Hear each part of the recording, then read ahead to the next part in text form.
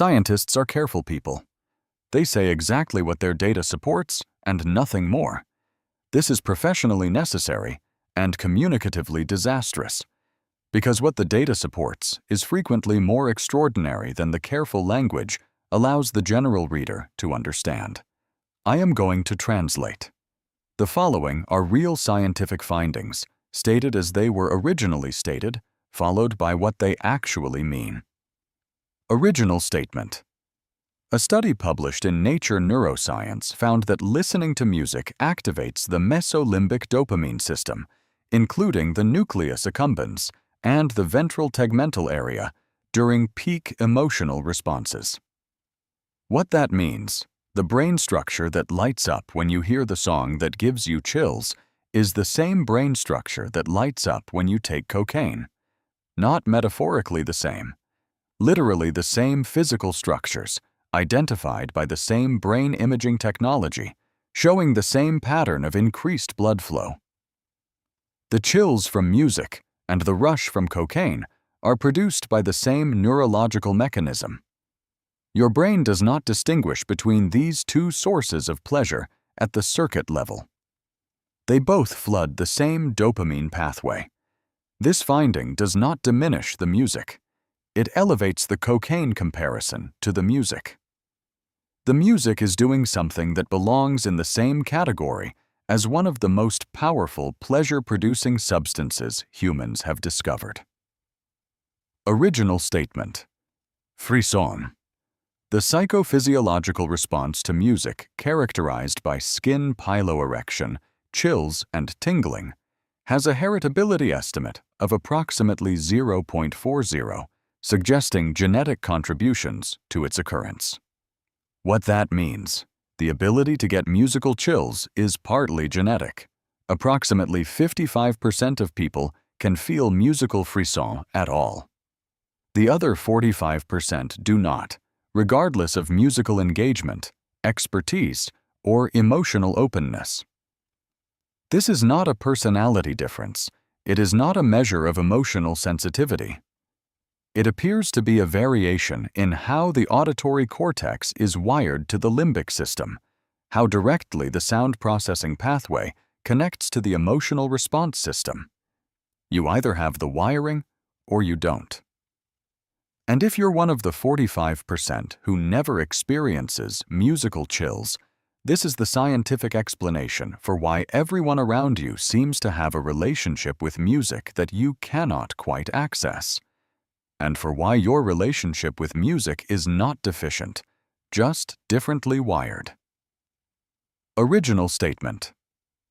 Researchers identified that frisson responses were associated with specific acoustic features, including unexpected harmonies, abrupt dynamic changes, and melodic appoggiaturas. What that means, the moment in a song that gives you chills is almost always a moment of violated expectation. The brain is a prediction machine. In music, as in everything, it is constantly predicting what will happen next. When the prediction is exactly correct, when the melody does what you expected, the chord resolves as anticipated, the brain produces a small dopamine signal for the confirmation. When the melody does something you didn't expect, when the harmony shifts somewhere surprising, when the voice breaks upward on a word you thought would be softer, when the dynamics suddenly fall to a whisper or crash to a crescendo, the prediction error is larger. The brain signals, something important happened that my model did not predict. Pay attention. That signal is felt as chills.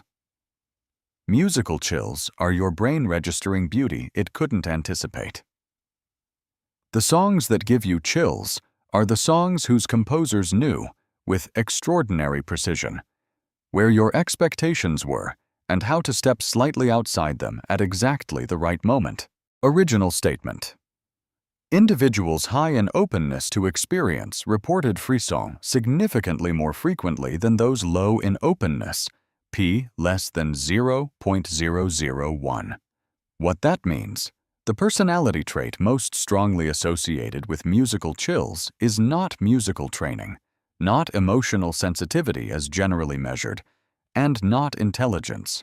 It is openness to experience, the Big Five personality trait associated with intellectual curiosity, aesthetic engagement, and comfort with novel ideas and experiences. What this means practically, the people who get chills from music are the same people who tend to get chills from mathematics, from unexpected ideas, from art that surprises them, from moments when the world briefly shows them something they didn't know they needed to see. The chills are a feature of a particular relationship with novelty, a nervous system that finds unexpected beauty not threatening, but magnificent. Original statement: music-induced frisson was associated with activation of the anterior insula, which integrates interoceptive signals with emotional processing. What that means: the chills travel inward. The anterior insula is the brain structure that integrates what is happening in your body, your heartbeat, your breathing, your skin temperature, the feelings in your chest, with what you are emotionally experiencing. It is the region that makes emotions felt, rather than merely processed. When you get chills from music, your brain is not just processing an acoustic signal. It is integrating that signal through the region that makes you feel it in your body. The music enters through your ears and arrives in your chest, in your throat, in the hair standing up on your forearms. This is why people describe musical chills as one of the most physically located emotional experiences available. Because it literally is. The brain is routing the experience through the body's physical sensation system, not just the emotional processing system. The chills are the body registering that something extraordinary happened. Original statement: cross-cultural research indicates that certain structural features of music, including consonants, tempo consistency, and specific tonal relationships, produce consistent emotional responses across culturally distinct populations. What that means: some of what music does to you is not cultural. It is biological. There are features of music that produce similar emotional responses in people who have never shared a language, never shared geography, never shared any cultural context. The minor key that sounds sad to a Western listener sounds sad to most people, across most cultures, in most documented research. This means that music is not only a cultural artifact, a system of learned associations. It is also a biological technology. Some of its effects are built into the auditory cortex's relationship with the limbic system across our shared evolutionary heritage.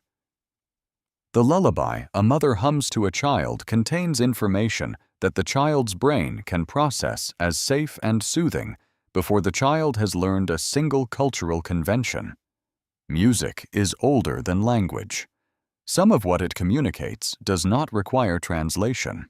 Original statement: music therapy interventions for Alzheimer's patients demonstrated that familiar music from early adulthood reliably evoked autobiographical memories and emotional responses, even in patients with severe explicit memory impairment. What that means: there is a part of the brain that Alzheimer's cannot easily reach. The disease that destroys memory, that takes names, faces, relationships, history, leaves something intact. The memory of music from young adulthood. Patients who cannot recall the faces of their children can sing the songs of their teenage years, word for word, in the correct key. This is because music memories are stored differently from other autobiographical memories.